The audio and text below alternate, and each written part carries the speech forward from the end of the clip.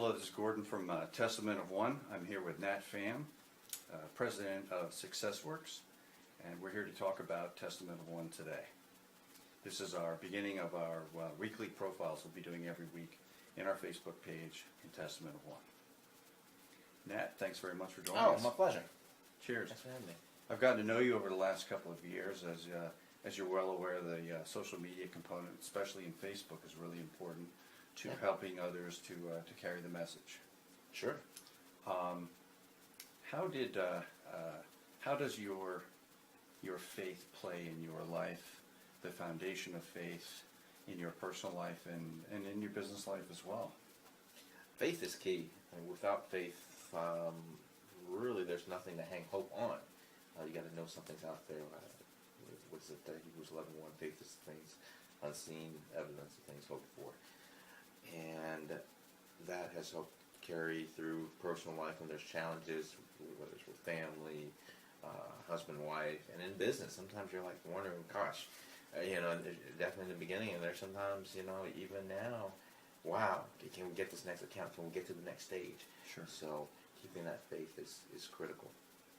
Do you find that that the concept of getting to know Testament of One, where ultimately I'm hoping to be able to carry a very positive message of the finer points of faith, when I have seen over the years such a negative connotation, such a negative message, the way that I've tried to position this as a lifestyle is really a lifestyle of a foundation of faith, a lifestyle of Testament of One.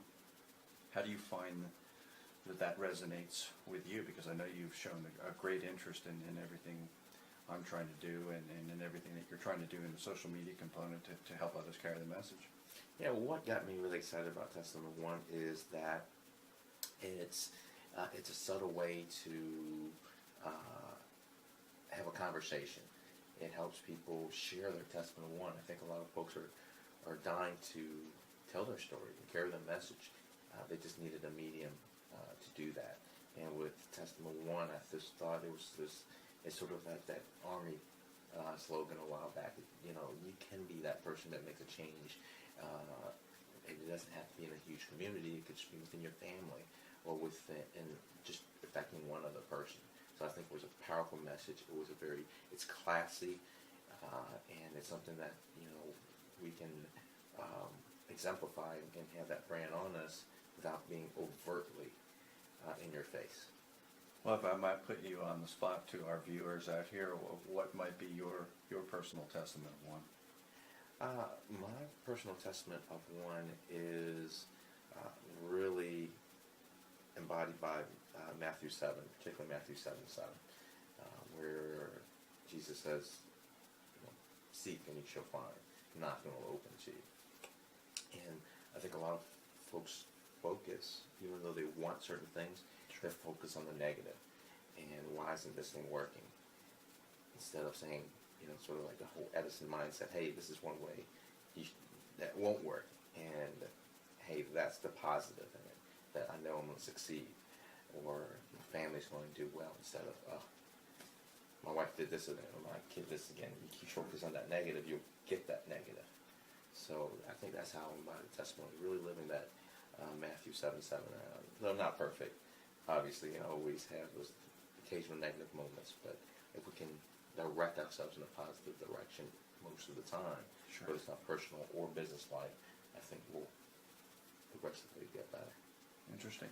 I know that service is of interest to you, and your faith's of interest to you. How do you interact that with your daily life, with your family, and just in your everyday interactivity with others in the community? Sure. I think it begins with serving. I mean, even Jesus was about service first. He was the one that kind of carried that torch. He even, cleaned off a couple of the disciples' feet, right? He was about service. And we start there. We start in a home life. And then our work life, whether we have employees or not. And then within our community, from us, for our families, contributing to our church community, whether it's in time or resources or money. And then folks who can carry that torch better than you can.